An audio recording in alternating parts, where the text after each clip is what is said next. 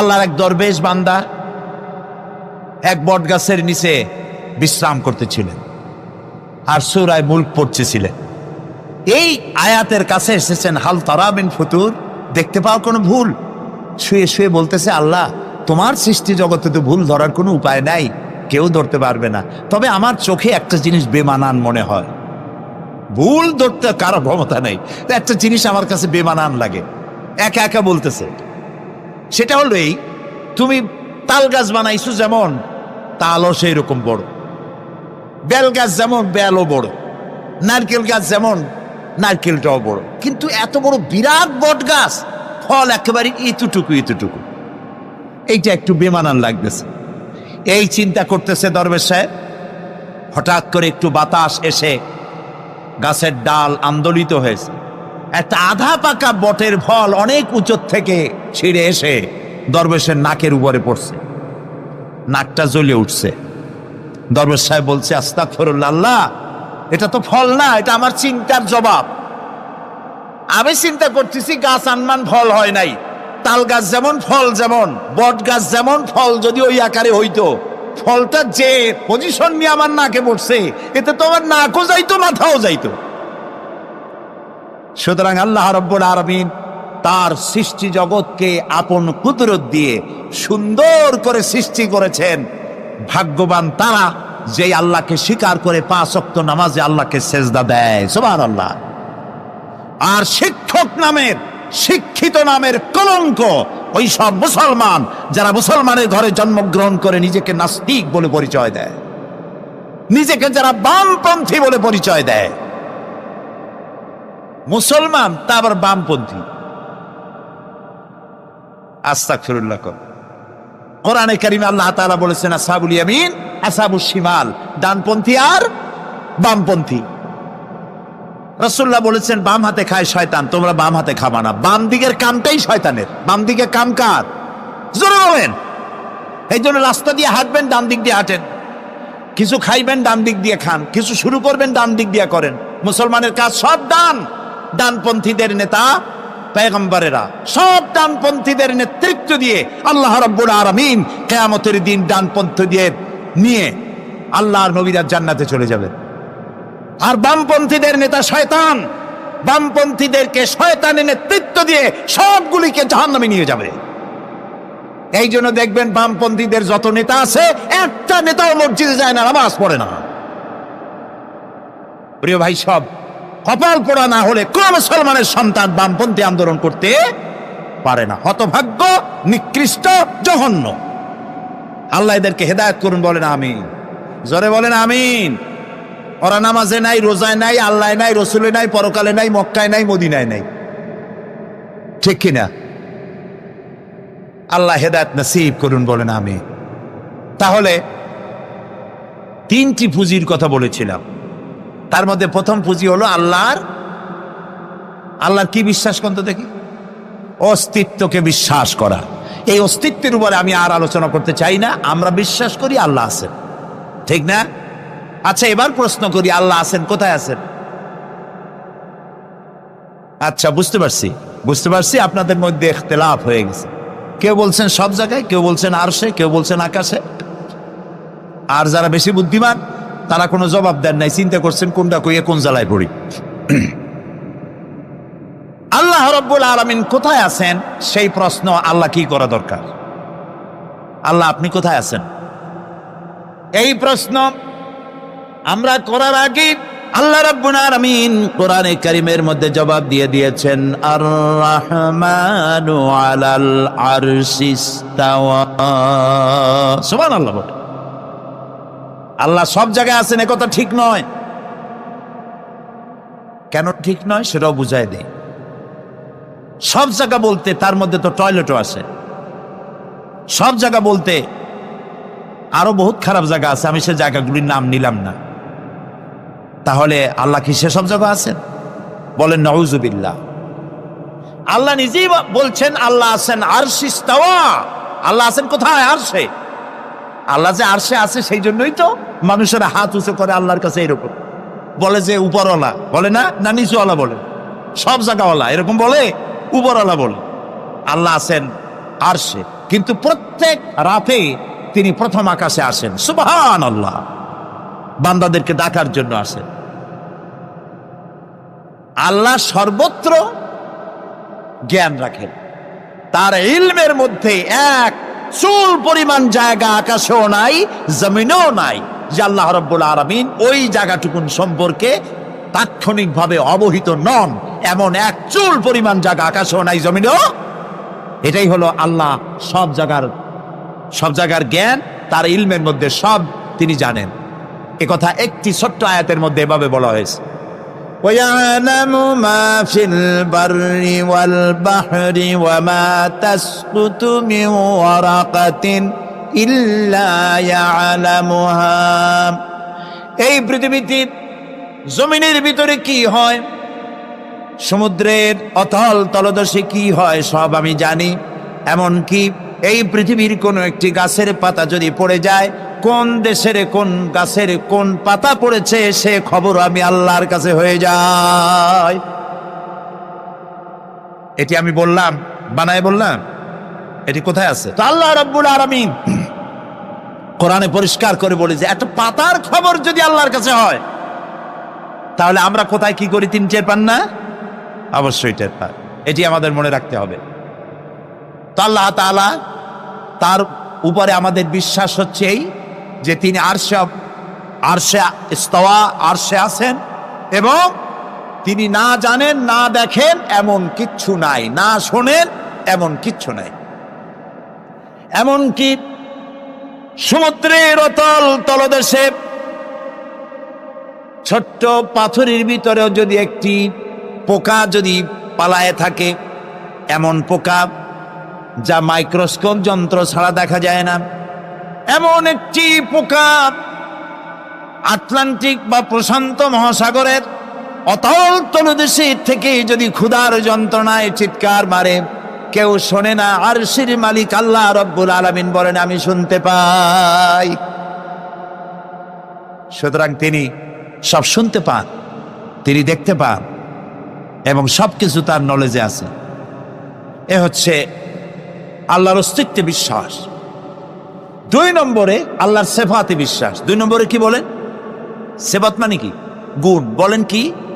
গুণাবলীতে বিশ্বাস। আল্লাহর নাম আল্লাহ, বলেন তো? আল্লাহ নয়, কিন্তু আল্লাহ হচ্ছে অশুদ্ধ, শুদ্ধ হচ্ছে আল্লাহ। বলার সময় মুখটা গোল হয়ে যাবে।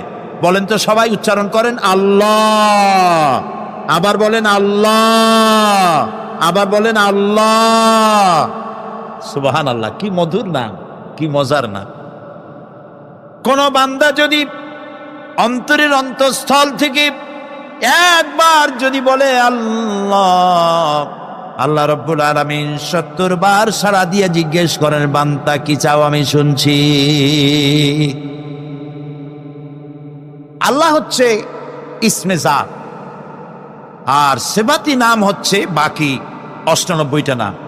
মোট ওয়ালাহুল আসমাউ হুসনা, আল্লাহ তাআলা রয়েছে পবিত্র নাম, অনেক নাম, 99টা নাম। কয়টা নাম?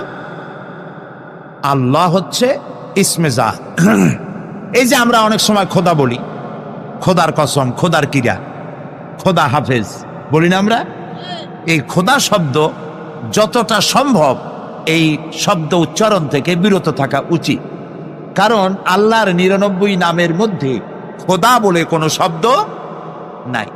কেউ যদি 10 লক্ষ বার খোদা বলে, একবার আল্লাহ বলার সমান হবে না, হবে না। কেমন খোদা বলে আল্লাহ নিজের নামকে পরিচিত করেন নাই। আল্লাহর নাম হচ্ছে আল্লাহ, আল্লাহর নাম কি? আর বাকি হলো গুণবাচক নাম। তিনি রব, তিনি রাজ্জাক, তিনি ওয়াদুদ, তিনি জব্বার, তিনি কাহ্হার, তিনি রহমান, তিনি রহিম। এরকম আছে না নাম? সব গুণবাচক নাম। এই আল্লাহকে বিশ্বাস করতে হবে। 1 নম্বরে তার অস্তিত্ব, তিনি আছেন। 2 নম্বরে গুণ সহকারে বিশ্বাস করতে হবে। আমরা পানিকে বিশ্বাস করি সে চুবাইয়া ডুবাইয়া মারতে পারে, এই হিসাবে বিশ্বাস করি, ঠিক না? আগুনকে বিশ্বাস করি সে পোড়ায় মারতে পারে। সাপকে বিশ্বাস করি সে দংশন করলে আমি মরে যেতে পারি, ঠিক কিনা? এইভাবে প্রত্যেকটা জিনিসের গুণ সহকারে তাকে বিশ্বাস করতে হয়। সেই জন্য আল্লাহকে আল্লাহ আছেন এইটা শেষ কথা নয়, তার গুণ সহকারে তাকে বিশ্বাস করতে হবে। তিনি হচ্ছেন খেতে দেওয়ার মালিক, রাজ্জাক। মানে বলেন তো নামটা কি? রাজ্জাক মানে কি? রিজেক দাতা। কে রিজেক দাতা? এই জন্য রিজেক চাইতে হবে কার কাছে? আল্লাহর কাছে। কোনো অভাব অভিযোগের জন্য আমি কাউকে বলবো না আপনি আমারে খেতে দেন, আল্লাহর কাছে চাইতে হবে। চাইবো কার কাছে? আল্লাহর কাছে। খেতে দেওয়ার মালিক তিনি। আচ্ছা বলেন, এই পৃথিবীর মধ্যে মানুষেরা বেশি না হাতি, ঘোড়া, বাঘ, ভল্লুক, ময়না, টিয়া, মাছ, পাখি, পতঙ্গ, কীট এগুলো বেশি? কোনটা বেশি? আমরা বেশি না ওরা বেশি? ওরা বেশি। ওরা বেশি। এই যে অসংখ্য হাতি আছে পৃথিবীতে, হাতির পেট বড় না আমার পেট বড়? গন্ডারের পেট বড় না আপনার পেট বড়? কুমিরের পেট বড় না আপনার পেট বড়? আচ্ছা, এখন এই সব প্রাণীদেরকে কে খেতে দেন? আপনার আমার তো ব্যাংকে ডিপোজিট আছে, কম থাকুক বেশি থাকুক, গোলায় ধান আছে, চাউল আছে, বাড়িতেও আছে, আছে না? কিন্তু এই যে পাতিশিয়াল, ফক্স, পাতিশিয়াল চেনেন তো? চিনবেনই তো, সাংঘাতিক চালাকিগুলি। এই পাতিশিয়াল কোন ব্যাংকের ম্যানেজারের কাছে গিয়ে বলছে যে ম্যানেজার সাহেব,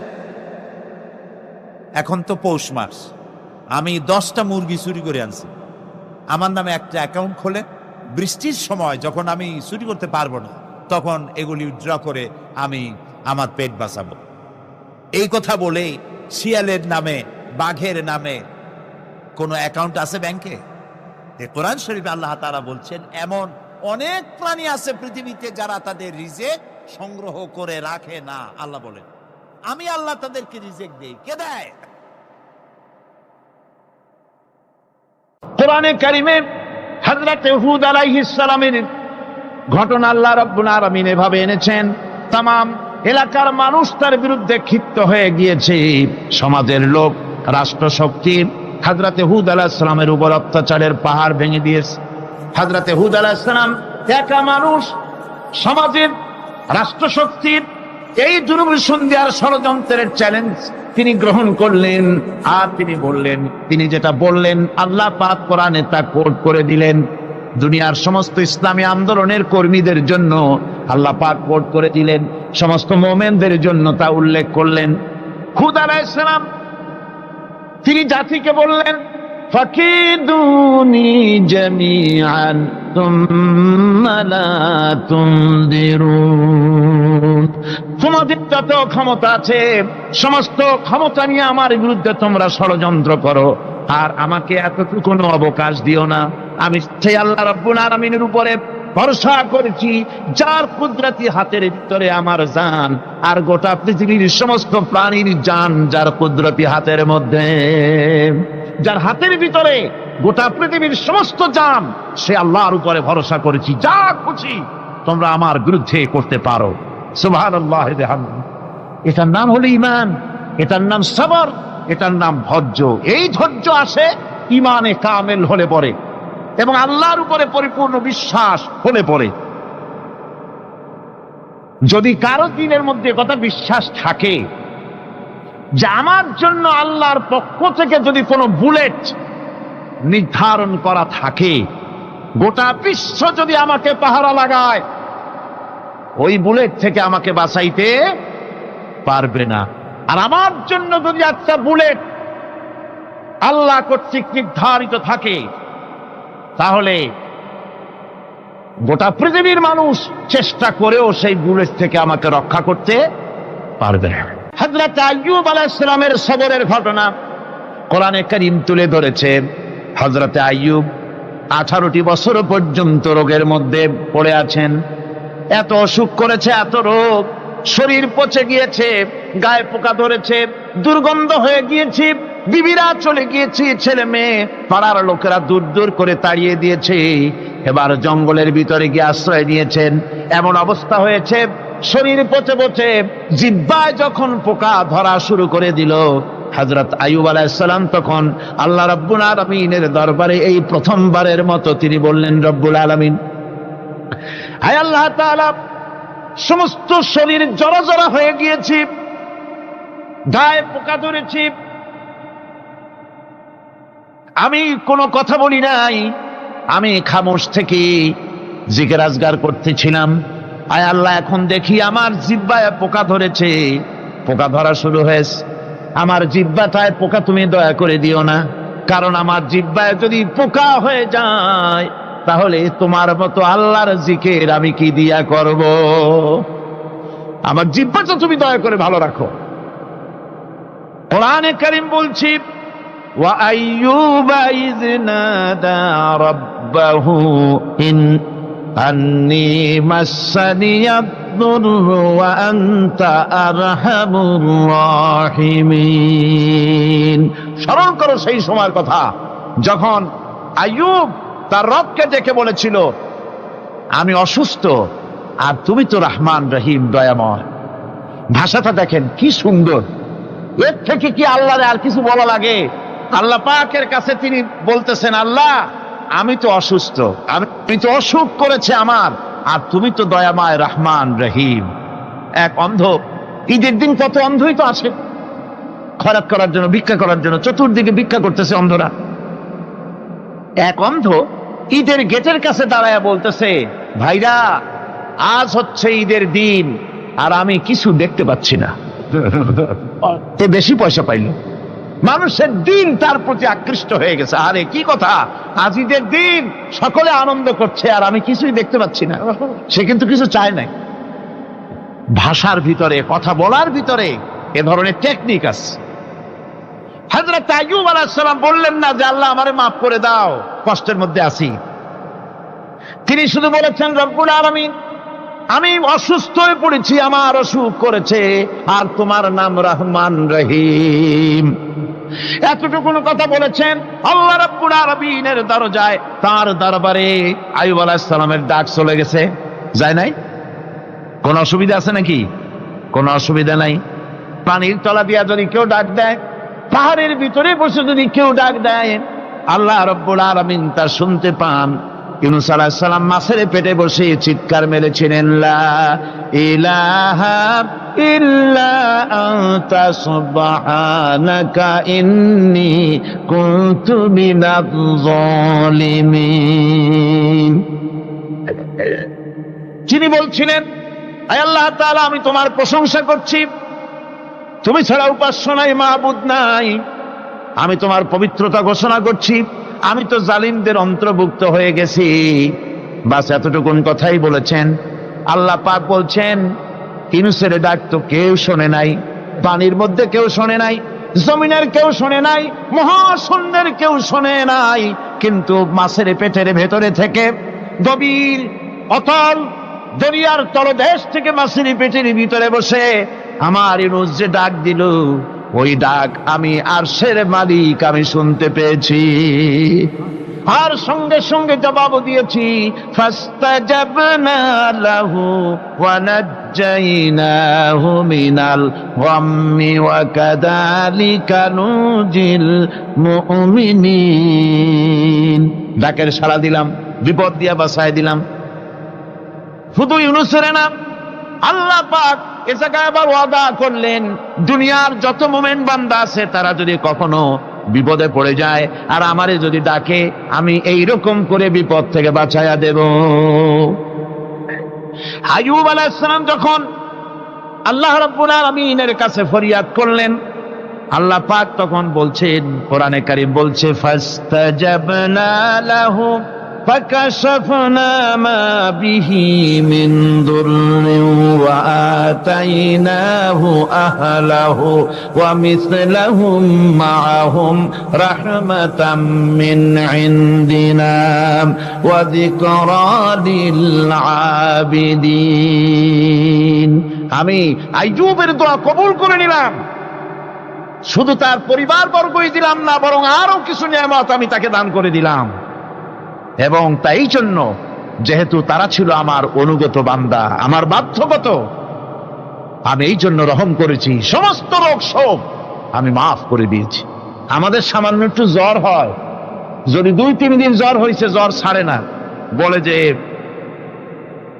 এত ভালো ভালো কাজ করি তারপর আমার এত জ্বর হওয়া লাগে। অমুকরা এত পাপ করে, তা তো কিছুই হয়নি। খালি আল্লাহ আমার চোখে দেখলো, আমার বউর অসুখ, আমার অসুমুড়ি সারি না। ভাইরা, আপনি ঠিক পান না যে কি গুনাহ আপনি করেন। কোরআনে কারীম বলছি, ওয়ামা আসাবাকুম মিন মুসিবাতিন ফাবিমা কাসাবাত আইদিকুম ওয়া ইয়াফু আন কাসীর। যত বিপদ তোমাদের উপর আছে সব দুই হাতের কামাই করা। আর আমি তো অনেকগুলো ক্ষমা করে দেই। তোমরা যত পাপ করো, আকাম করো, সবগুলির শাস্তি যদি দুনিয়ায় দিতাম, সাহস করার সময় পেতে না। অসুখ হলেই অধৈর্য হয়ে যেও না, ধৈর্য ধরো।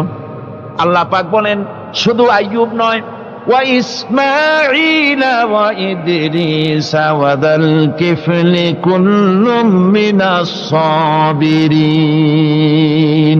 এইভাবে করে ইসমাঈল, ইদ্রিস, জুলকিফল সবাই ছিল ধৈর্যশীল। জোরে বলেন সুবহানাল্লাহ। ধৈর্যের চরম পরাকাষ্ঠা ছিলেন তিনি। কোরআনে কারীম নবীদের এই কথাগুলি আমাদের শোনাচ্ছেন। হযরত ইয়াকুব আলাইহিস সালাম, কলিজার টুকরা সন্তান হযরত ইউসুফ আলাইহিস সালামের জন্য তার মনটা পাগল ছিল। এত সুন্দর করে আল্লাহ তারে বানাইছিলেন, এত তিনি ছিলেন সৌন্দর্যের পিরামিড, যারে দেখলে চোখ ফিরানো যায় না। এমন সুন্দর সুপুরুষ, যারে দেখি সেই যুগের সুন্দরী যুবতী মেয়েরা রূপের মোহে পড়ে নিজেদের আঙ্গুলগুলি কেটে ফেলে দিয়েছিল। রূপের মোহে এমন অবশ হয়ে গেছে, আঙ্গুল কেটেছে, হাত কেটেছে, টের পায় নাই। আবার ভুল বুঝবেন না, দুনিয়ার সেরা সুন্দর পুরুষ ইউসুফ আলাইহিস সালাম, তা কিন্তু রাসূলের চাইতে বেশি নয়। হযরত উম্মুল মুমিনিন আয়েশা রাদিয়াল্লাহু তাআলা আনহা তিনি বলেছেন, যেই সব সুন্দরী রমণীরা ইউসুফ আলাইহিস সালামকে দেখে রূপের মোহে পড়ে নিজেদের আঙ্গুলগুলো কেটে ফেলেছিল, ওরা যদি আমার হাবিবকে দেখতো, ওরা যদি আল্লাহ রাসূলকে দেখতো, তাহলে হাত কাটতে কাটতে কোন ফাঁকে দিয়ে কলিজা কেটে ফেলে দিত, ওরা টের পেত না। আবার বন্ধুগণ, হযরত আইয়ুব আলাইহিস সালাম সন্তানের মায়া, অন্যান্য ভাইরা হিংসায় পড়ে গেল, তারা নিয়ে তাকে কুয়ায় ফেলে দিল। সেখান থেকে তারা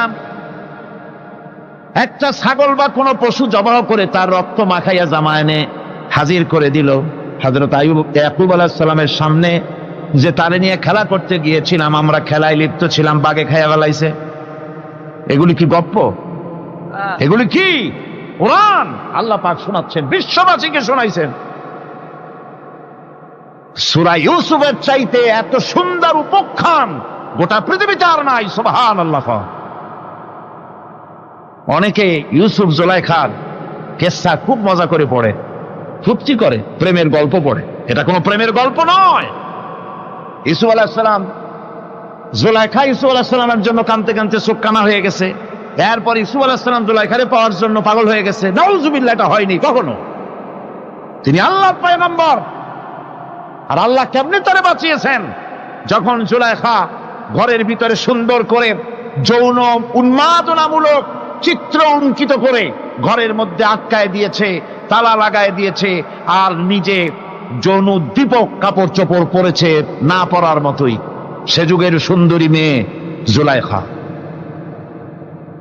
তার কুপ্রবৃত্তিকে চরিতার্থ করার জন্য আহ্বান করা হয়েছে।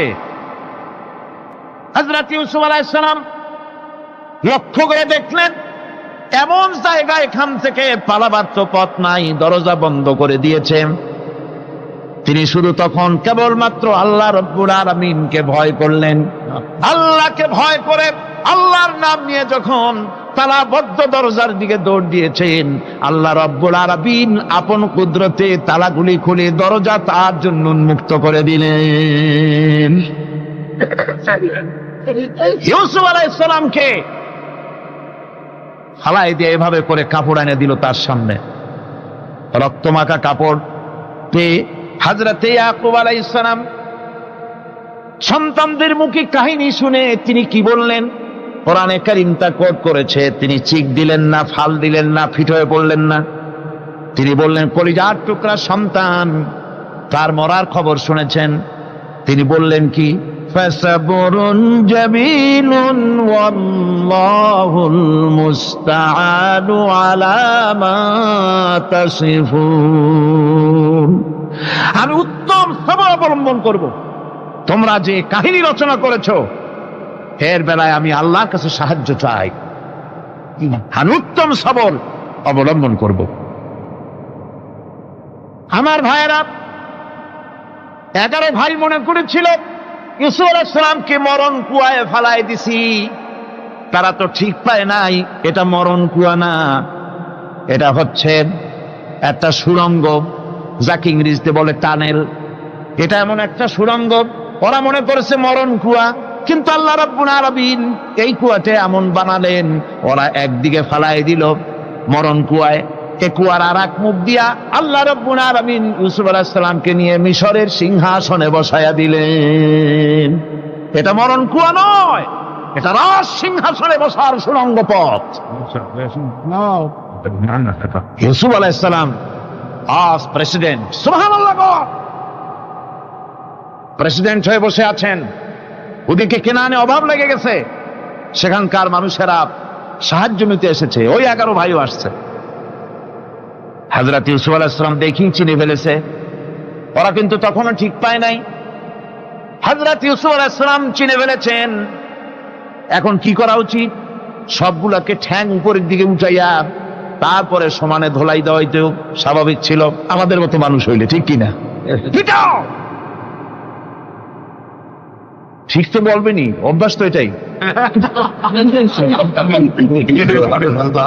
হযরত ইউসুফ আলাইহিস সালাম তাদের সামনে পরিচয় দিলেন। তারা যখন বুঝতে পারল, লজ্জায় তাদের মাথা হেট হয়ে গেল। হযরত, তারা এক তো লজ্জা, আর 2 নম্বরের ভয়, জান নিয়া কেনানে কেউ ফিরে যাইতে পারবো না। এখন অবস্থা হয়েছে যে জীবনই যায় নাকি এখানে। হযরত ইউসুফ আলাইহিস সালাম ভাইদের এই করুণ দুরবস্থা বুঝতে পারলেন, বুঝে চরম ধৈর্য ধরে তিনি কি বললেন? তিনি বললেন, লা তাসরিবা আলাইকুমুল ইয়াউম। ও ভাইরা, তোমাদের বিরুদ্ধে আমার কোনো ক্ষোভ নাই, দুঃখ নাই, বিদ্বেষ নাই, হিংসা নাই, আল্লাহর রাস্তায় মাফ করে দিলাম। আল্লাহু আকবার, সুবহানাল্লাহ। এর নাম পয়গম্বর। এর নাম কি? পয়গম্বর। কিসের লেনিন, কিসের মার্কস? জওয়ানেরা, ভুল পথে মানুষ চলেছিল, আলহামদুলিল্লাহ আল্লাহ এগুলারে ডাস্টবিনে ফালাই দিছে। কারণ আলহামদুলিল্লাহ, আলহামদুলিল্লাহ। পয়গম্বর কারে বলে? কারে বলে পয়গম্বর? কি চরিত্র! রাসূল করিম সাল্লাল্লাহু আলাইহি ওয়াসাল্লাম, তাকে একজন সাহাবী বলছিলেন, হুজুর বলছেন এই কামটা করলা না কেন? সাহাবী বললেন, হুজুর আপনি যদি চোখের ইশারায় বলতেন, মুখ দিয়ে না কইয়া, তাও তো আমি কামটা করে ফেলতাম, আমি তো বুঝি নাই। হুজুর বললেন, চোখের ঠারে ঠারে কাজ করা নবুয়তের শান নয়। আল ওয়াদুহু ওয়াস সারাহা, নবীরা যা করেন তা ডাইরেক্ট, কোনো বক্রতা নাই, স্পষ্ট কথা। আমার ভাইরা, হযরত ইউসুফ আলাইহিস সালাম বিনিয়ামিনকে কাছে নিয়ে পরিচয় দিলেন তার ভাইদের সামনে।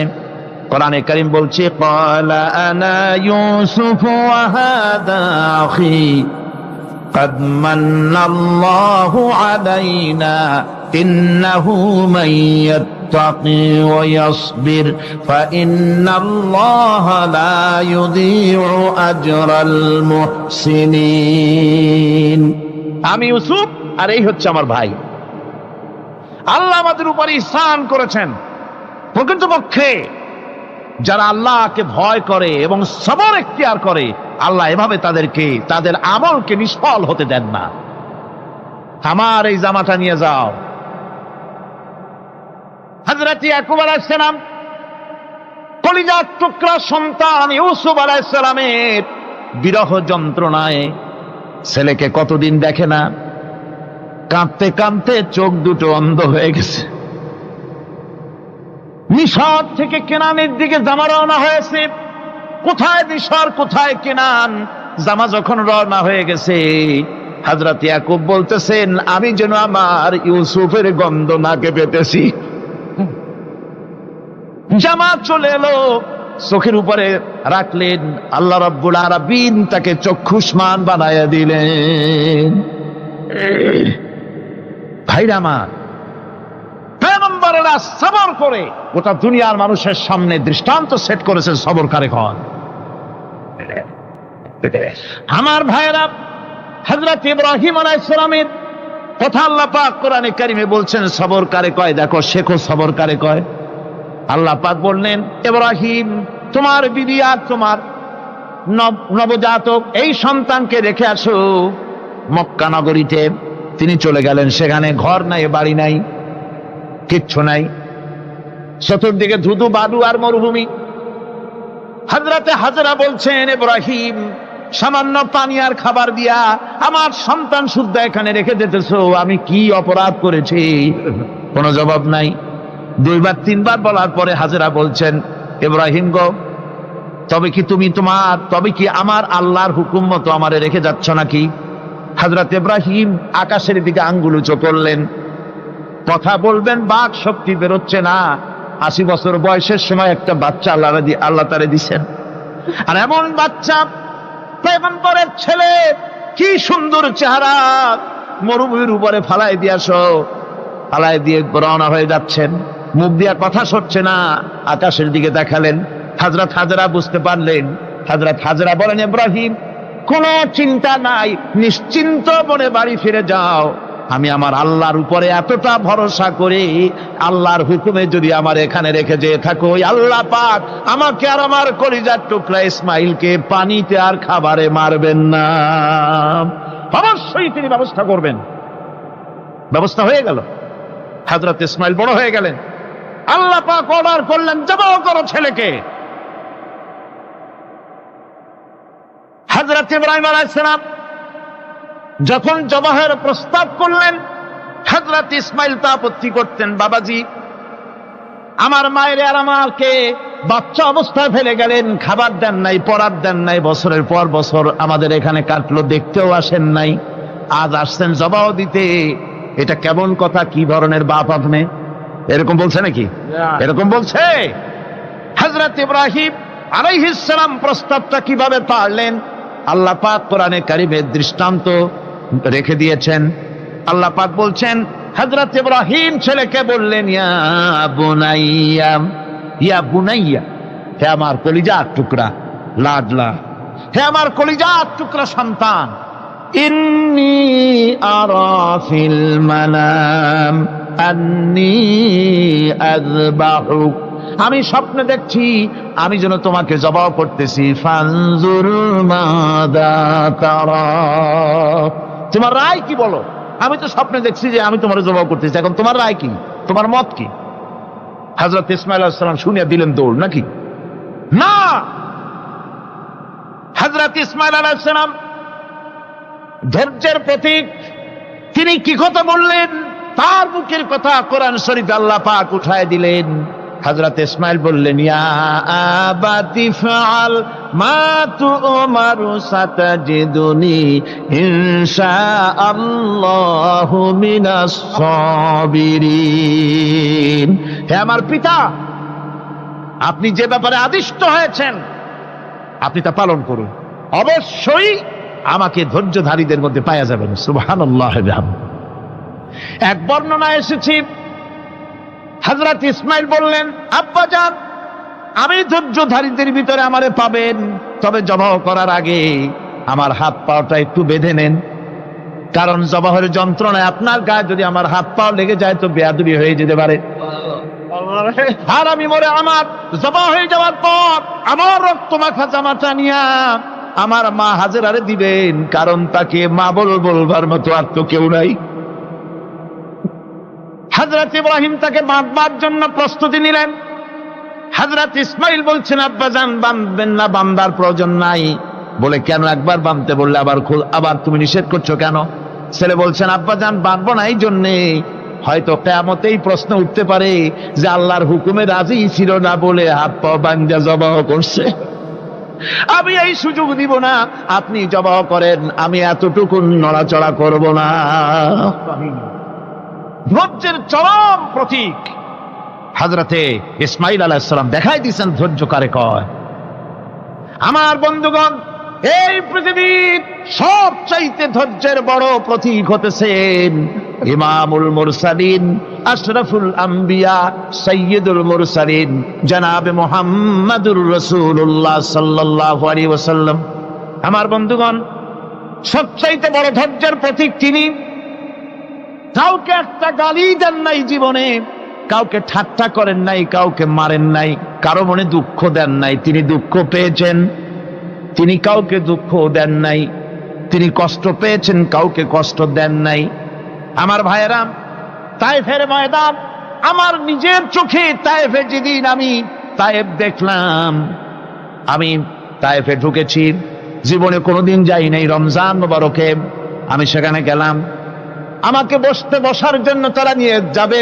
আমি বললাম আগে বসবো না, আমারে আগে নিয়ে যাও, আমার নবীকে কোন জায়গায় ওরা মেরেছিল সে জায়গাটা দেখাও। তায়েফের সেই গলিতে যখন আমি গিয়েছি, দুই দিকে পাহাড় দাঁড়ানো, তায়েফের লোক আমার সাথে ছিল, তারা বলল এই জায়গাটা প্রথম যেখানে চতুর্দিক থেকে নবীজিকে পাথর মারছিল আর আল্লাহর নবী বেহুশ হয়ে পড়ে গিয়েছিলেন। 3টা দিন না খাওয়া,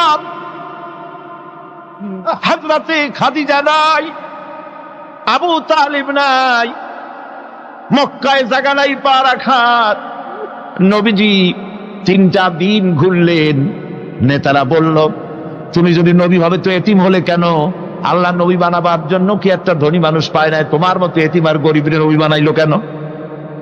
আল্লাহ নবী 3 দিন পর যখন দেখলেন কেউ দাওয়াত শোনে না, কেউ মানে না, কেউ গ্রহণ করে না, তখন তিনি নেতাদের অনুরোধ করলেন, ঠিক আছে দাওয়াত তো কবুল করলে না, তবে একটা কাজ করো, অন্তত আমি যে তায়েফে আসছিলাম এই খবরটা মক্কায় দিও না, ওরা আরো অত্যাচার বাড়ায় দেবে। এই কাফিরগুলি খবর তো মক্কায় পাঠালো, আর সমস্ত যুবকদেরকে লেলিয়ে দিল। যুবকেরা চতুর্দিকে দাঁড়াইছে, রাসূলকে পাথর মারা শুরু করে দিল। আমি যখন রেল লাইনের থেকে হাঁটি, যখন রেল লাইন কোনো সময় দেখি, রেলের পাথরগুলি, রেল লাইনের পাথরগুলি দেখলেই আমার মাথায় যেন কেন তায়েফের কথা মনে এসে যায়। আরে মানুষের গায়ে পাথর মারলে কি অবস্থার সৃষ্টি হয়? পাথর নূরের শরীর, রহমতের শরীর, কিটি কিটি রক্ত ঝরছে। নবীজিকে জোর করে উঠাইয়া জবরদস্তি করে হাঁটার জন্য তারা ধাক্কা মারতেছে। আবার কিছুদিন গিয়ে নবীজি আবার বেহুশ হয়ে পড়েছেন, এইখান থেকে আবার উঠাইছে, আবার ধাক্কা মারতেছে। 3 নম্বরের আর একটা জায়গা আছে যেখানে ভাঙ্গা একটা মসজিদ। তায়েফের লোকেরা আমাকে বলল এই জায়গাটা হলো শেষ জায়গা যেখানে রাসূল করিম 3য়-বারের মতো বেহুশ হয়েছিলেন, এখানেই হুজুরের রক্ত ঝরেছে বেশি। 2 রাকাত নামাজ পড়লাম, সিজদায় পড়ে এমন কান্না কাঁদলাম আল্লাহর কাছে।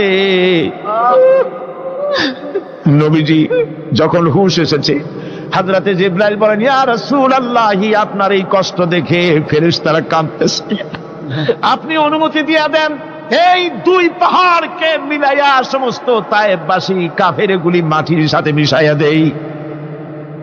নবীজি বললেন, জিবরাইল, আমি যদি হুকুম করি আর আমার হুকুম মতো যদি এই কাম করো, একটা কাফেরও যদি না বাঁচে তাহলে কার মুখে পৌঁছাবো লা ইলাহা ইল্লাল্লাহু মুহাম্মাদুর রাসূলুল্লাহ।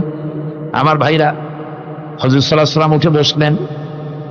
এমন সময় হযরতে যায়েদ শরীরের রক্তগুলি মুছে দিতেছেন। হযরত সাল্লাল্লাহু আলাইহি ওয়াসাল্লাম বসে 2খানা হাত উত্তোলন করলেন। নবীজির চোখ থেকে পানি গড়ায় পড়তেছে। আরে কেউ নাই, আল্লাহ ছাড়া কেউ নাই সাহায্য করার। নবীজি হাত তুলে মোনাজাত করতেছেন, চোখ দিয়া পানি পড়ে দাড়ি ভিজে পড়তেছে, গায়ে দিয়া রক্ত ঝরতেছে। নবীজি কি দোয়াটা করলেন? বদদোয়া করলেন না, গজব দিতে বললেন না। নবীজি দোয়া করলেন, রব্বুল আলামিন, এই তায়েফের লোকেরা আজকে আমার সাথে যে ব্যবহারটা করেছে, ওরা বোঝে নাই যে আমি তোমার নবী, ওরা বোঝে নাই যে আমি তোমার রাসূল, না বুঝে আমার উপরে যে অত্যাচারটা করলো, আল্লাহ তুমি এই জন্য রাগ করে এই তায়েফে তুমি গজব দিও না।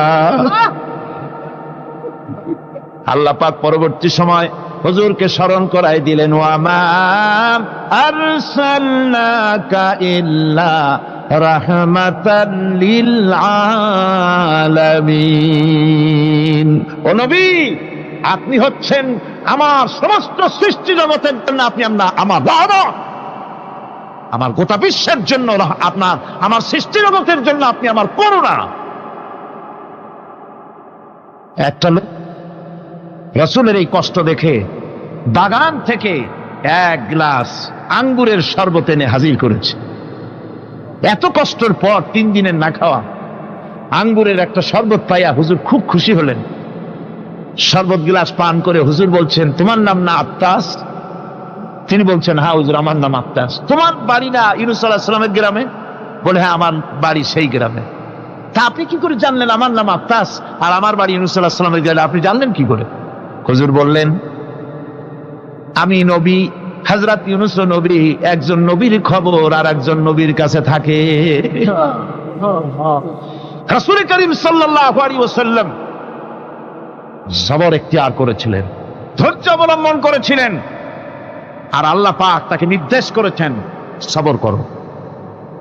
ওয়াত্তাবি' মা ইউহা ইলাইকা ওয়াসবির হাত্তা ইয়াহকুমাল্লাহ। তুমি কেবল সেই জিনিসের অনুসরণ করো যা আমি তোমার প্রতি অবতীর্ণ করেছি।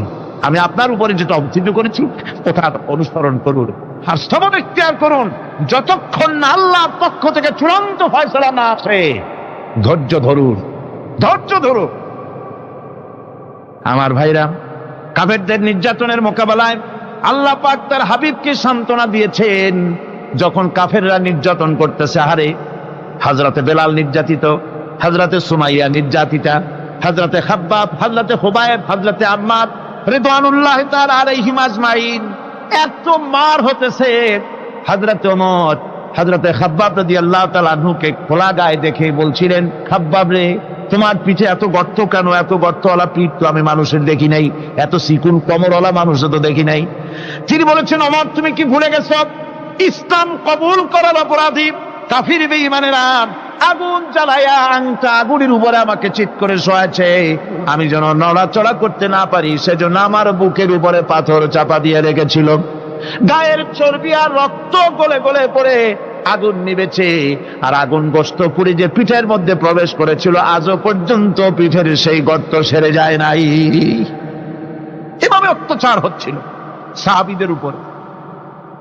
আল্লাহ রাব্বুল আলামিন তার হাবিবকে সান্ত্বনা দিলেন, ওয়াসবির ওয়ামা সাবরুকা ইল্লা বিল্লাহি ওয়ালা তাহজান আলাইহিম ওয়ালা তাকু ফি যায়কিম মিম্মা ইয়ামকুরুন। হে রাসূল, সবরের সাথে কাজ করতে থাকুন। আপনার এই সবরের তৌফিক তো আল্লাহই দিয়েছেন, আর ওদের সমস্ত ষড়যন্ত্র, ওদের অপকৌশলে আপনি দুঃখিত হবেন না, চিন্তা করবেন না, ভারাক্রান্ত হবেন না। আপনি নিশ্চিত থাকুন। ওয়াসবির লিহুকমি রাব্বিকা ফাইন্নাকা বিআয়ুনিনা। হে নবী, আপনার রবের চূড়ান্ত ফয়সালা আসা পর্যন্ত ধৈর্য ধারণ করুন। আপনি তো আমার চোখের সামনে। সুবহানাল্লাহ, সুবহানাল্লাহ। আপনি আমার চোখের সামনে। কে আপনাকে কি করবে আমি দেখবো না? সুবহানাল্লাহ। মন্ত্রী যদি, এই সলিমুদ্দিন মার্কা মন্ত্রী যত আছে, এই মন্ত্রীরা যদি কয় ব্যথাতে ভয় কিসে? আমি তোকে দেখছি না? সাহসটা কেমন বাড়ে, কেমন বাড়ে সাহস। আরে কোনো মন্ত্রী ছাতা মাথা না, কোন প্রেসিডেন্ট রাজা বাদশা না, আকাশ আর জমিনের মালিক আমার আল্লাহ রাব্বুল আলামিন বলছেন, হাবিব, কোন চিন্তা নাই, আপনি আমার চোখের সামনে। ওরা চায় আপনাকে দুনিয়া থেকে মিটাই দিতে, আর আমি চাই ওয়ারাফানা লাকা যিকরাক, আপনার প্রশংসা তো হবে গোটা বিশ্ব জুড়ে, সর্বত্র ছড়িয়ে যাবে আপনার নাম। সুবহানাল্লাহ বিহামদিহি। আল্লাহ পাক অন্যত্র বলেছেন, ওয়ালাকাদ কুযযিবাত রুসুলুম মিন ক্বাবলিকা ফাসাবারু আলা মা কুযযিবু ওয়া উযু হাত্তা আতাহুম নাসরুনা। হে মুহাম্মদ সাল্লাল্লাহু আলাইহি সাল্লাম, আপনার পূর্বে অসংখ্য নবী রাসূল এই পৃথিবীতে আসছে এবং জুলুম আর নির্যাতনের শিকার তারা হয়েছেন। অবশেষে তাদের প্রতি আল্লাহর সাহায্য এসেছে। সুতরাং আপনাকেও ধৈর্য ধারণ করতে হবে। ধৈর্য ছাড়া কোনো পথ নাই। ধৈর্য আপনাকে ধারণ করতেই হবে। আর এই ধৈর্য ধারণ করলে পরে আল্লাহর চূড়ান্ত ফয়সালা আসবে, তখন আল্লাহ পাক মেহেরবানি করবেন। আমার ভাইয়েরা, এই ধৈর্য পৃথিবীর সমস্ত পয়গম্বররা ধৈর্য অবলম্বন করেছেন, কখনো অধৈর্য হন নাই। দিন কায়েমের সংগ্রামে নবী রাসূলগণ দারুণ ভাবে সবর ইখতিয়ার করেছেন। বৃদ্ধবাদীদের সকল রকমের নির্যাতন, অপকৌশল, ষড়যন্ত্র, এই সব কিছু মোকাবেলা করেছেন ধৈর্যের নীতি অবলম্বন করি। কখনো ধৈর্যচ্যুতি তাদের মধ্যে ঘটেনি, বরং আল্লাহ রাব্বুল আলামিন তাদের প্রতি সন্তুষ্ট হয়েছেন। যারা এই ধৈর্য ধরেছে তাদের উপরে সন্তুষ্ট হয়ে আল্লাহ রাব্বুল আলামিন বলেছেন, ওয়া কাআইয়্যিম মিন নাবিয়্যিন কাতালা মাআহু রিব্বিয়ুনা কাসীর।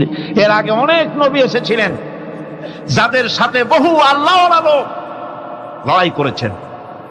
فما وهنوا لما أصابهم في سبيل الله وما ضعفوا وما استكانوا।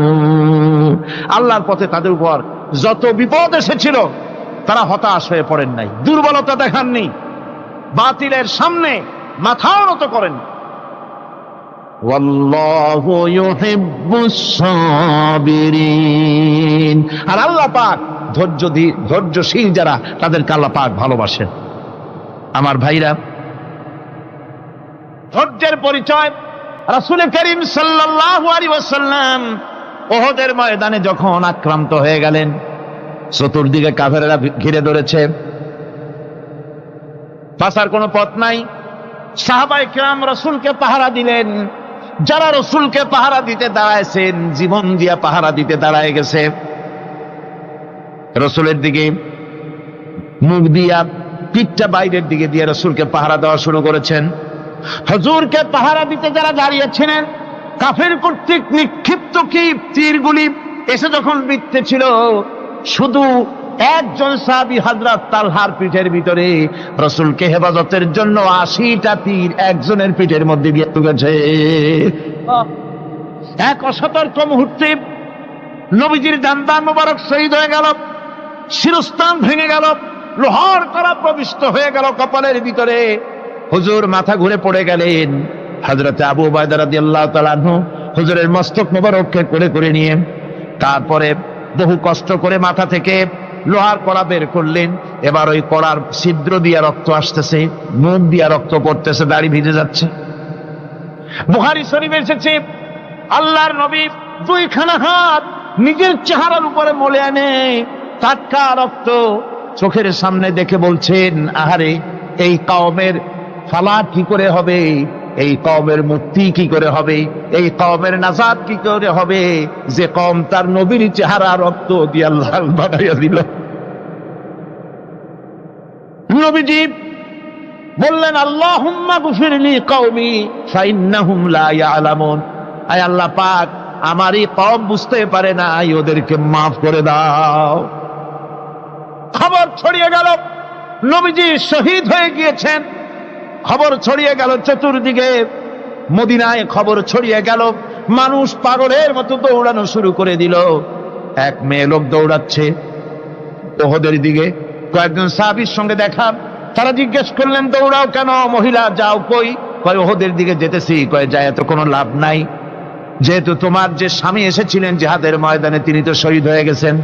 মহিলা বলতেছে, কে শহীদ হয়েছে শুনতে চাই না, আগে বলো নবীজি কেমন আছে। আবার কিছুক্ষণ পর আর কয়েকজনের সঙ্গে দেখা, তারা বলছে, মেয়ে লোক দৌড়াও কই? যাচ্ছি উহুদের দিকে।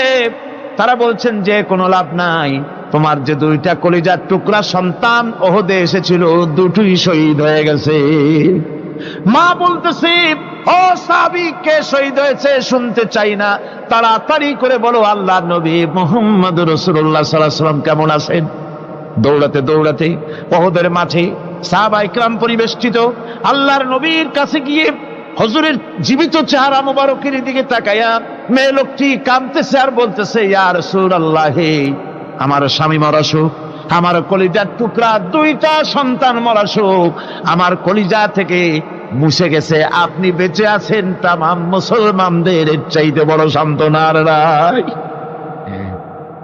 ভাইরা আমার, রাসূল করিম সাল্লাল্লাহু আলাইহি ওয়াসাল্লাম এভাবে করে ধৈর্যের পরিচয় দিয়েছেন। গালাগালি দেন নাই, রাগ করেন নাই, বদদোয়া করেন নাই। সুবহানাল্লাহ কোন, সুবহানাল্লাহ। ভাইরা আমার, এই সবর এমন মহান বৈশিষ্ট্য, এর মধ্যে রয়েছে জিহাদের ময়দানে যদি লোক কম হয় আর যদি তাদের মধ্যে সবর থাকে, বেশি সংখ্যক লোকের উপরে আল্লাহ পাক সবরকারীদেরকে বিজয়ী করে দিবেন। কোরআনে কারীমে রব্বুল আলামিন বলেন, কাম মিন ফিয়াতিন কালিলাতিন গালাবাত ফিআতান কাসীরাতাম বিইذনিল্লাহ আল্লাহু মা'আস সাবিরিন। এমন ঘটনার বহু নজির আছে যে কম সংখ্যক লোকেদের উপরে আল্লাহ পাক, বেশি সংখ্যক লোকেদের উপর আল্লাহ পাক কম সংখ্যক লোকদেরকে জয়ী করে দিয়েছেন। আল্লাহু মা'আস সাবিরিন, আর আল্লাহ আছে ধৈর্যশালীদের সাথে। আল্লাহ আছে কাদের সাথে? দেখেন না বদরের কামটা, বদরের ময়দান, 313 জন মুসলমান, অস্ত্রপাতি নাই, সামান্য সামান্য অস্ত্র, আর কাফেরেরা এসছে হাজারেরও বেশি। আমার বন্ধুগণ, ধৈর্য কত বড় কাম দিল, ধৈর্য ধারণ করেছেন তারা, আল্লাহর উপরে ভরসা করেছেন। আল্লাহ রাব্বুল আলামিন অস্ত্রের কাজ কি দিয়া করায় দিলেন। একজন সাহাবী এসে বলছেন, হুজুর, জিহাদের ময়দান, ইসলামের প্রথম জিহাদ, আমার কাছে তো অস্ত্র নাই, মেহেরবানি করে একটা অস্ত্র আমারে দেন, আমি লাফায় পড়ি জিহাদের মধ্যে। হুজুর বলেন, অস্ত্র তো আমার কাছে নাই, দিবটা কি? সাহাবী বলছেন, হুজুর, অস্ত্র না থাকে যা পারেন তাই দেন, আপনার হাত দিয়ে যা দিবেন আমি দাঁড়ায় থাকতে পারবো না, জিহাদে আমাকে শরীক হতেই হবে। নবীজি কাছে পেলেন একখানা শুকনা খেজুরের ডালখানা তুলে সাহাবীর হাতে তুলে দিলেন।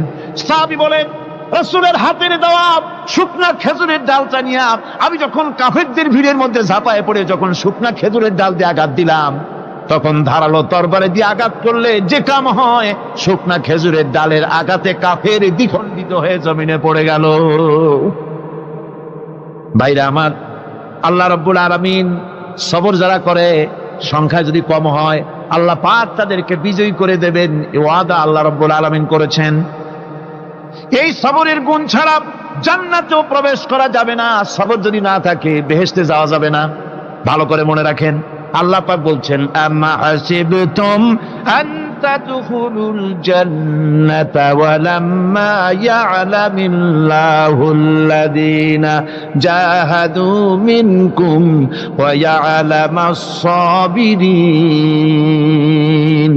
তোমরা কি মনে করেছো এমনি বেহেশতে চলে যাবা? এটা কি মামু বাড়ির আবদার নাকি? এমনি বেহেশতে চলে যাবা? অথচ আল্লাহ রাব্বুল আলামিন এখনো দেখেন নেননি যে তোমাদের মধ্যে কারা জিহাদ করতে প্রস্তুত, কারা তোমাদের মধ্যে জিহাদ করে জান দেওয়ার জন্য প্রস্তুত, আর কারা ধৈর্যধারী, এটা তো আল্লাহ এখনো দেখে নেন নাই। সুতরাং হক এবং বাতিলের সংগ্রামে লিপ্ত হতে হবে। আল্লাহ দেখতে চান কারা জীবন দিতে চায়।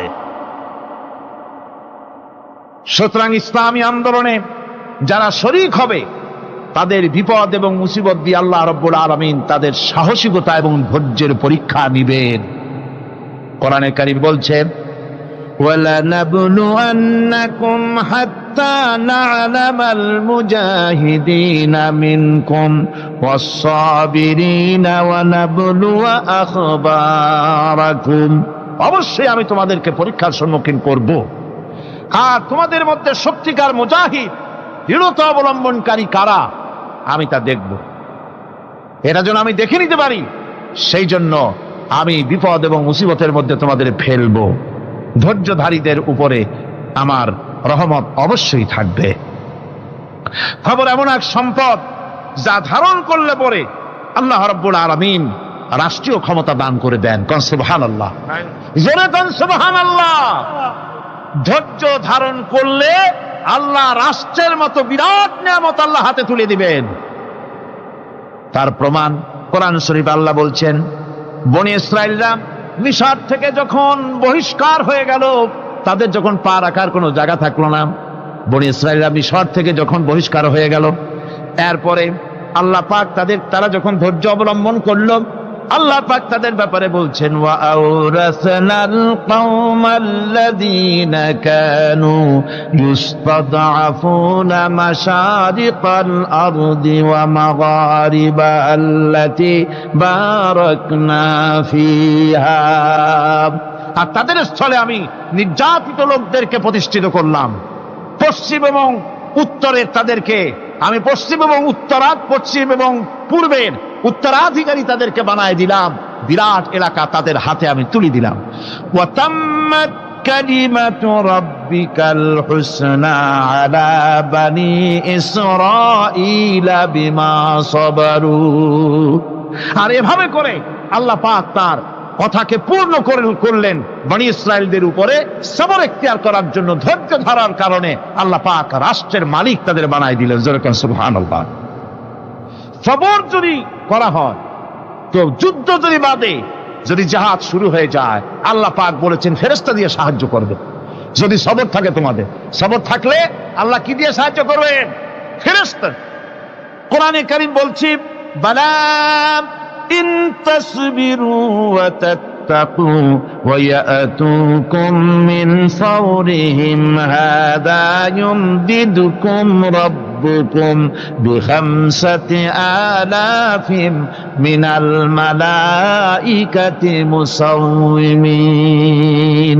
হ্যাঁ, তোমরা যদি ধৈর্য অবলম্বন করো আর আল্লাহকে ভয় করে চলো, তাহলে এক্ষুনি আল্লাহ রাব্বুল আলামিন তোমাদের জন্য কাতারে কাতারে শৃঙ্খলাবদ্ধ 10,000 ফেরেশতা দিয়ে তোমাদেরকে সাহায্য করবেন। সুবহানাল্লাহ। তোমাদেরকে ফেরেশতা দিয়ে সাহায্য করা হবে। তোমরা যদি সবর এখতিয়ার করো, তাহলে সংখ্যা যদি কম হয়, বেশি সংখ্যার উপরে জয়ী করে দেব। ইয়াকুম মিনকুম 20 সাবিরুনা ইয়াগলিবু মিয়াতাইন। যদি তোমাদের ভিতরে ধৈর্যশীল 20 জন হয়, আমি 200 কাফেরের বিরুদ্ধে তোমাদেরকে জয়ী করে দেব। সুবহানাল্লাহ। তোমরা যদি হও ধৈর্যশীল 200, কি কয় 20 জন, 200 কাফেরের উপরে তোমরা জয়যুক্ত হয়ে যাবে। আর বিপদ আর মুসিবতে যারা ধৈর্য ধরে, তাদের জন্য আল্লাহর পক্ষ থেকে সুসংবাদ। সুসংবাদ কাদের জন্য? ধৈর্যধারীদের জন্য। কোরআনে কারীম বলছে, ওয়াবাশশিরিস সাবিরিনাল্লাযীনা ইযা আসাবাতহুম মুসিবাতুন ক্বালু ইন্না লিল্লাহি ওয়া ইন্না ইলাইহি রাজিউন। সুসংবাদ সেই সব ধৈর্যশালীদের জন্য যারা নাকি বিপদ এবং মুসিবতে আসলে যারা বলে, কি বলে? পড়েন আমার সাথে, ইন্না লিল্লাহি ওয়া ইন্না ইলাইহি রাজিউন। এটা শুধু আমাদের লোকেরা কেউ মরলে পড়ে, এটা শুধু মরার সময় নয়, বরং যে কোনো বিপদ আর মুসিবত এলে মোমেন বান্দা যারা, তারা কি পড়বে? ইন্না লিল্লাহি ওয়া ইন্না ইলাইহি রাজিউন। নিশ্চয়ই নিশ্চয়ই আমরা আল্লাহর জন্য এবং আমাদের সকলকেই আল্লাহর কাছে ফিরে যেতে হবে, প্রত্যাবর্তিত হতে হবে। সবরকারীদের জন্য রয়েছে জান্নাতের সুউচ্চ সম্মানের জায়গা। জান্নাতে সবচেয়ে সম্মানজনক জায়গা আল্লাহ রাব্বুল আলামিন ধৈর্যশালীদেরকে দান করবেন। কোরআনে কারীম বলছে, উলাইকা ইউজসাউনাল গুরফাতা বিমা সাবারু ওয়া ইউলাক্কাউনা ফিহা তাহিয়াতাও ওয়া সালামা। এরা হলো সেই সব লোক যাদেরকে প্রদান করা হবে বেহেশতের সুউচ্চ মঞ্জিল, কারণ তারা সবর এখতিয়ার করেছিল, তারা সবর করছিল। এই জন্য বেহেশতের সবচাইতে ভালো জায়গা তাদের দেওয়া হবে। কোন আলহামদুলিল্লাহ, জোরে কোন আলহামদুলিল্লাহ। এবং জান্নাতে সবরকারীদেরকে সম্বর্ধনা দেওয়া হবে, সম্বর্ধনা দেওয়া হবে। খালিদিনা ফিহা হাসুনাত মুস্তাকাররাও ওয়া মুকামা। চিরদিন তারা জান্নাতের ভেতরে বসবাস করবে এবং কতই না সুন্দর, কতই না উত্তম জায়গা সবরকারীদের জন্য আল্লাহ বেহেশতের মধ্যে রেখে যাবেন। জান্নাতে প্রবেশ করার সাথে সাথে চতুর্দিক থেকে ফেরেশতারা ছুটে আসবে সবরকারীদের জন্য। ওয়াল মালাইকাতু ইয়াদখুলুনা আলাইহিম মিন কুল্লি বাব। চতুর্দিক থেকে ফেরেশতারা তাদেরকে ইস্তেকবাল করবে, কি বলবে? সালামুন আলাইকুম বিমা সাবারতুম ফানি'মা উকবাদ-দার। তোমাদের প্রতি শান্তি বর্ষিত হোক, কারণ তোমরা পৃথিবীতে সবর অবলম্বন করেছিল। কতই না উত্তম জায়গা, কতই না সুন্দর জায়গা আল্লাহ রাব্বুল আলামিন সবরের বিনিময় তোমাদেরকে দান করেছেন। সুতরাং এই সবর হচ্ছে মুসলমানদের জন্য সবচেয়ে বড় নিয়ামত। আজ আমার তো মনে হয় পৃথিবীতে মুসলমানরাই সবচেয়ে বেসবর। ট্রেনে যাবে, বসা নিয়ে বেসবর, টিকিট নিয়ে বেসবর, বাসের মধ্যে বেসবর, বাজারে যাবে বেসবর, স্কুলে যাবে বেসবর, যেখানে যান সব জায়গায় আমরা বেশি অধৈর্য, ঠিক কিনা কর? সামান্য সামান্য জিনিস নিয়ে ঝগড়া করা, মারামারি করা, এই হচ্ছে আমাদের ট্র্যাডিশন। ধৈর্য অবলম্বন করতে হবে জীবনের সকল ক্ষেত্রে। এই ধৈর্য আমাদেরকে রক্ষা করতে হবে। এই ধরনের ধৈর্য যদি আমরা অবলম্বন করতে পারি, তাহলে আল্লাহ পাক বলছেন উলাইকাল্লাযীনা সাদাকু ওয়া উলাইকা হুমুল মুত্তাকুন। এরাই হলো ঈমানের দাবিতে সত্যবাদী। কোন আলহামদুলিল্লাহ। কারা কারা? না শুধু সবরকারী না। এই যে 10টা পয়েন্ট বলা হলো, কয়টা পয়েন্ট বলা হয়েছে? 10টি পয়েন্ট। সেই 10টি পয়েন্ট যারা পালন করবে এরা হলো ঈমানের দাবিতে সত্যবাদী, আর এরাই হচ্ছে প্রকৃতপক্ষের মুত্তাকি। আমরা মুত্তাকি বুঝি দাঁতে ছাতা, দাড়ি টাড়ি আশ্রয় না, জাব্বা জুব্বা গায়ে দিয়ে কোনো জায়গায় পড়ে থাকে। হ্যাঁ, এটা বড় মুত্তাকি, খুব পরহেজগার। সালার সট্টার যদি পড়ে তাহলে তো আরো বড় পরহেজগার। জি, আর যদি কাপড় চোপড় মোটেও না থাকে তাহলে তো খাজা বাবা হয়ে গেল। জি, নাউযুবিল্লাহ মিন যালিক। আর আল্লাহ বলছে মুত্তাকি কারে কয় শোনো, এরে কয় মুত্তাকি যাদের মধ্যে এই 10টা গুণ আছে। এই 10টি সত্য যদি সম্পাদন করতে পারি, যদি আমল করতে পারি, জীবন ধন্য হয়ে যাবে। সেই 10টি কথা আমি আবার আপনাদের স্মরণ পটে তুলে দিতে চাই, প্যাকেট করে পকেটে উঠাই দিতে চাই, যেন বাড়ি নিয়ে যেতে পারেন। 1 নম্বর হচ্ছে 10টি পয়েন্টের 1 নম্বর আল্লাহর প্রতি ঈমান। 1 নম্বরে আল্লাহর প্রতি ঈমান, 2 নম্বরে পরকালের প্রতি ঈমান, 3 নম্বরে ফেরেশতাদের উপর ঈমান, 4র্থ নম্বরে কিতাবের প্রতি ঈমান, 5ম নম্বরে নবীদের প্রতি ঈমান, 6ষ্ঠ নম্বরে সহায় সম্বলহীন নিকটবর্তী আত্মীয়, ইয়েতিম, মিসকিন, প্রবাসী, মুসাফির, সাহায্য প্রার্থী, এদেরকে মুক্ত করার জন্য এদেরকে সাহায্য প্রদান করা, 7 নম্বরে নামাজ প্রতিষ্ঠা করা, 8 নম্বরে যাকাত আদায় করা, 9 নম্বরে ওয়াদা পালন করা, 10 নম্বরে সবর এখতিয়ার করা। কয়টা হলো? এই 10টি কাজ যদি আমরা পালন করতে পারি, বিপদে মুসিবতে ধৈর্য ধারণ করতে পারি, যত মুসিবত আসুক, আসলে এগুলি কিছু না। মুসিবত আল্লাহ টেস্ট করবেন, মুসিবত দিয়া আল্লাহ টেস্ট করেন। দেখা যায় যে ওদের শক্তি খুব বেশি, চোখে আপনি দেখতে পারেন, কিন্তু আল্লাহ বলছেন ইন্না কায়দাশ শায়তানে কানা দাঈফা। বাতিলরা হলো শয়তান। বাতিলরা কি? আর ওদের চক্রান্ত আসলেই দুর্বল। এদের চক্রান্ত আসলে কি? দুর্বল। কাজেই এগুলিকে ভয় করা যাবে না। বিপদে মুসিবতে ধৈর্য ধারণ করে যদি অগ্রসর হওয়া যায়, তো আল্লাহ রাব্বুল আলামিন এই 10টি পয়েন্ট যদি আমল করা যায়, দুনিয়াও শান্তি পাবো, আখিরাতেও শান্তি পাবো। যত মুসিবত আসুক, বিপদ আসুক, ধৈর্যের সাথে মোকাবেলা করতে হবে। ধৈর্যের অর্থ কি? আমি আগেই বলেছি, ধৈর্যের অর্থ হচ্ছে অবিচলতা, দৃঢ়তা, বরদাস্ত করা, সহিষ্ণুতা, ধীরতা, স্থিরতা। ধৈর্যের অর্থ এটা নয় একজন একটা থাপ্পড় মারলো আর আপনি বলবেন যে বাবা ব্যথা পাইছে নাকি, তাহলে আরো একখান থাপ্পড় দিয়া দাঁত আমার সবগুলো ভালাই দেয়। এর নাম ধৈর্য নয়। ধৈর্য হচ্ছে পরিস্থিতির মোকাবেলা করতে হবে সাহসিকতার সাথে, এর নাম হচ্ছে ধৈর্য। ওই যে আমি একটা দৃষ্টান্ত দিয়ে থাকি। এক সাপ একবার মুরিদ হয়েছিল এক পীর সাহেবের কাছে। পীর বলছিলেন যে না, আমি তো এইসব সাপ টাপ মুরিদ বানাই না। কয় না হুজুর, আমারে বানান। তারপরে মুরিদ বানায় কিছু অজিফাতারে শিখাই দিল, আর বললো খবরদার কাউকে দংশন করবা না। ঠিক আছে, সে যায়া জিগারাজগার শুরু করে দিয়েছে। এর মধ্যে জমিনে রাখাল আসছে, ধান কাটছে, ধানগুলো নিবি কি করে, দড়ি দাড়ি পাচ্ছে না। তো কি করা যায়, বানবে কি দিয়া? সন্ধ্যার পরে অন্ধকারে দেখে যে দড়ি একটা পড়ে আছে। ও যে কি দড়ি তা তো ওরা বুঝে না, ওইটারে নিয়া ধানরে ফেসাইয়া লেজ দিয়ার মাথা দিয়ে এরকম করে বাসেটারে দিয়ে বাঁধছে। সাপ তখন বলতেছে, হায় হায় রে, কেবল যে মুরিদ হইছি, তা না হলে তুই ঠিক পাইতি যে আমি কি ধরনের দড়ি। এরপরে নিয়ে বাড়ি নিয়ে ভালাই দেশে ডরে খুলে সাপটার ঘাড় গেছে মস্কিয়া। বহুত কষ্ট করে হুজুরের বাড়ি গিয়ে হাজির, কয় যে হুজুর কি একখান জিকের শিখাইলেন, আমার তো ঘাটটার মস্কে শেষ। আশ্চর্য কথা, কত মানুষ মুরিদ হইলো, কত কিছু মুরিদ হইলো, কারো তো জিকের করলে ঘাড় মস্কে যাবে কেন? এটা কেমন কথা? কয় হুজুর ঘটনাই। আরে বেটা ঘটনা এইটা, তুই কি করছিলি? কয় যে আপনি যে নিষেধ করছেন দংশন করতে, আমি তো দংশন করতে পারিনি। আরে বেটা, দংশন করতে নিষেধ করছিলাম, ফোঁস করতে তো নিষেধ করি নাই। তোরে যখন দড়ি মনে পেরে হাত দিছিল, ফোঁস করে উঠতি, ওই রাখা লাভ দিয়া বন আর পার হইয়া দিল্লি চলে যেত। কাজী ধৈর্যের মানে শীত হয়ে পড়ে না। ধৈর্য মানে অবিচলতা, দৃঢ়তা নিয়ে শক্তি সঞ্চয় করে আল্লাহর উপরে ভরসা করে বাতিলের বিরুদ্ধে ঝাঁপিয়ে পড়তে হবে, বাতিল উৎখাত হতে বাধ্য হবে। অনাটনে, বিপদে, মুসিবতে আর হক আর বাতিলের সংঘর্ষ চলাকালীন ধৈর্য ধারণ করা, এটা হলো সবচাইতে একটা বড় কোয়ালিটি।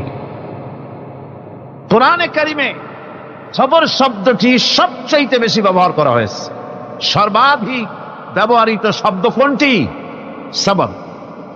সবর আরবি একটি মৌলিক শব্দ, এমন একটি মৌলিক শব্দ যার তাৎপর্য অন্য কোন ভাষা দিয়া খবরটা বললে যেমন বোঝানো যায়, অন্য কোন ভাষা দিয়া এটার অর্থ করে এটার হক আদায় করা সম্ভব না। আর এই সবর কোরআনে কারিমে বিভিন্ন জায়গায় বিভিন্ন অর্থে ব্যবহার হয়েছে। যেমন সবর শব্দের অর্থ হচ্ছে অবিচলতা, বাংলায় যা বোঝানো যায়। সবর শব্দের অর্থ হচ্ছে অবিচলতা, দৃঢ়তা, সহিষ্ণুতা, মন মেজাজের সমতা, ধীরতা, স্থিরতা, কষ্ট সহিষ্ণুতা, বরদাস্ত করা। এগুলি এই সবরের এই শব্দ, এই অর্থগুলি কোরআনে কারিমের বিভিন্ন জায়গায় বিভিন্ন রকম এটাকে ব্যবহার করা হয়েছে। সবর একটি মৌলিক মানবীয় গুণ।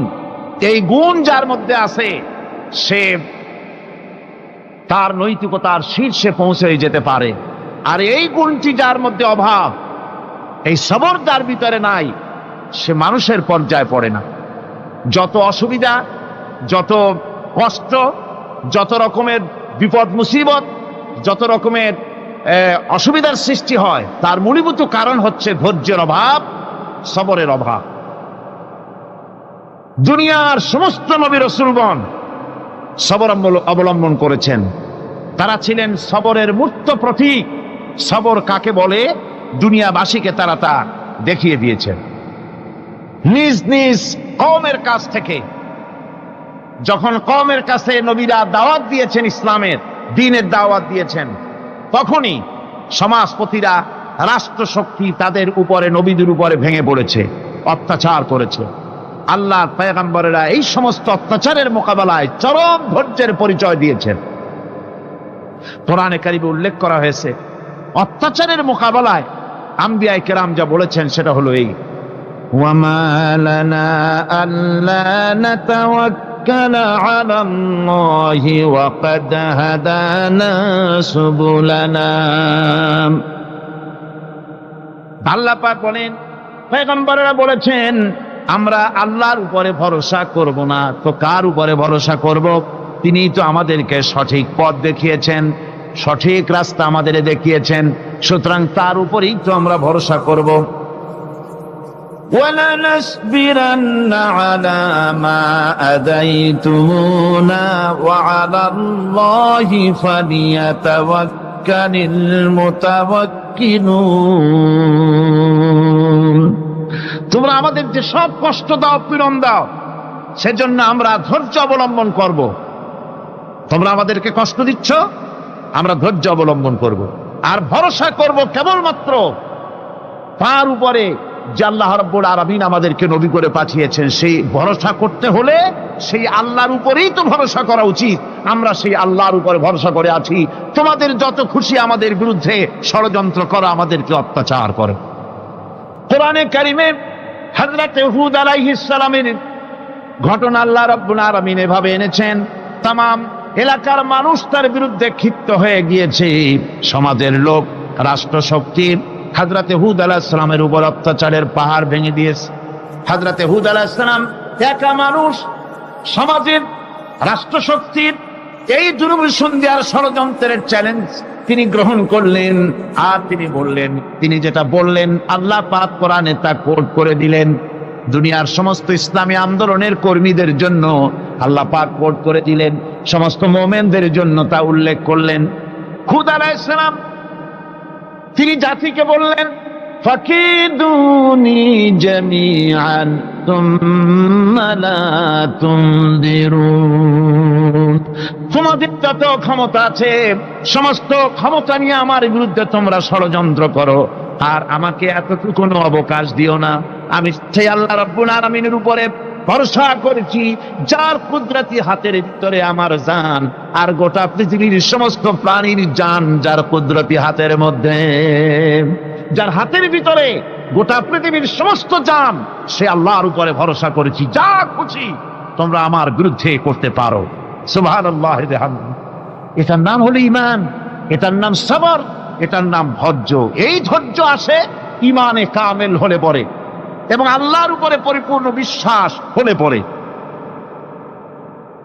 যদি কারো দিনের মধ্যে কথা বিশ্বাস থাকে যে আমার জন্য আল্লাহর পক্ষ থেকে যদি কোনো বুলেট নির্ধারণ করা থাকে, গোটা বিশ্ব যদি আমাকে পাহারা লাগায়, ওই বুলেট থেকে আমাকে বাঁচাইতে পারবে না।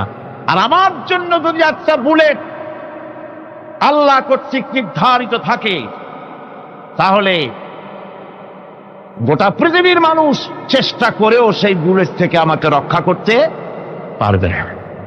এটার নাম হচ্ছে ঈমান। এই ঈমান যখন মানুষের মধ্যে সৃষ্টি হয়ে যায়, তখন সে বিপ্লবী শক্তিতে পরিণত হয়ে যায়। তার কাছে ভয় বলে কোনো জিনিস থাকে না, যেহেতু সে তো ভরসা করেছে এমন শক্তির কাছে যার চাইতে প্রচন্ড ক্ষমতা আকাশেও কারো নাই, জমিনেও। তিনি কে? জোরে চিল্লায় বলেন, তিনি কে?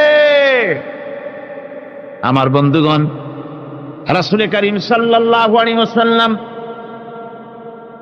হিজরতের রাতে সৌর পাহাড়ের গাড়ে সৌরের কাছে যখন চলে গেছেন, হজরে রক্ত হয়ে হয়ে আসতেছে।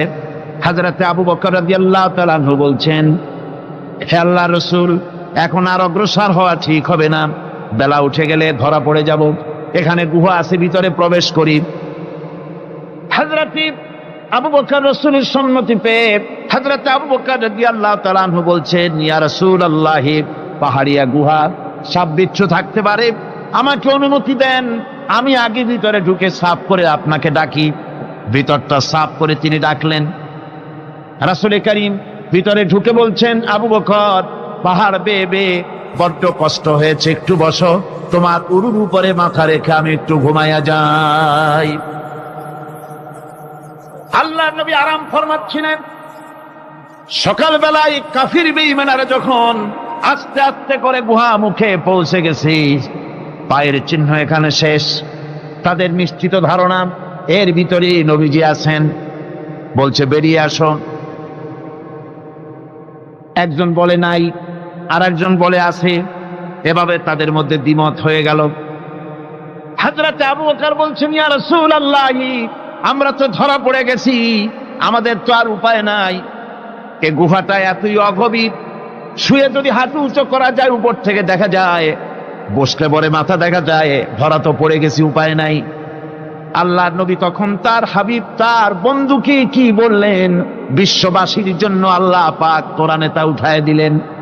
নবীজি তার বন্ধুকে ডেকে বললেন, লা তাহজান ইন্নাল্লাহা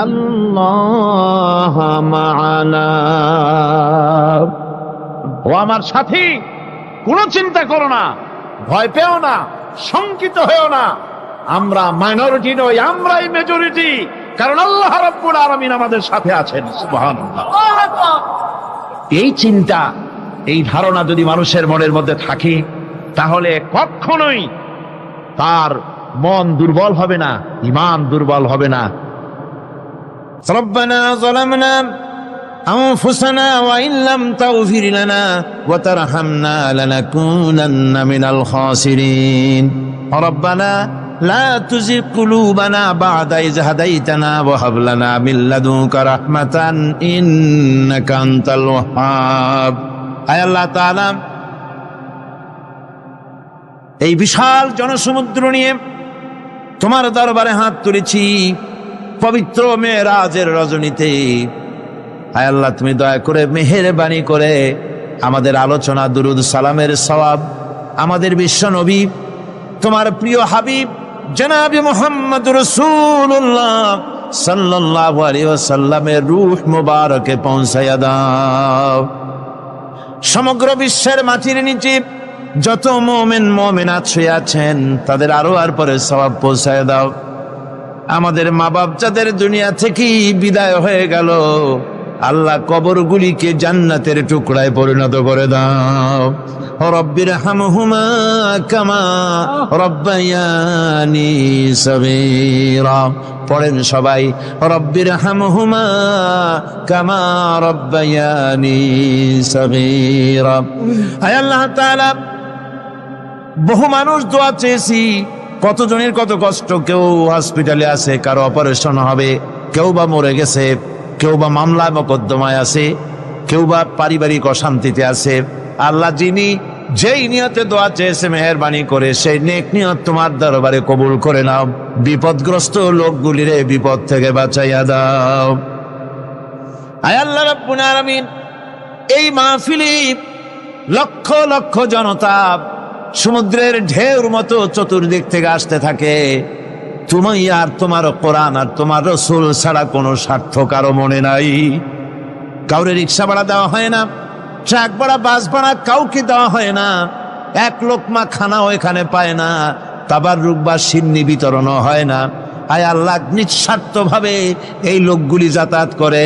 আল্লাহ, তোমার কোরআনের বরকতে সকলকে তুমি গুনাহ মুক্ত করে দাও।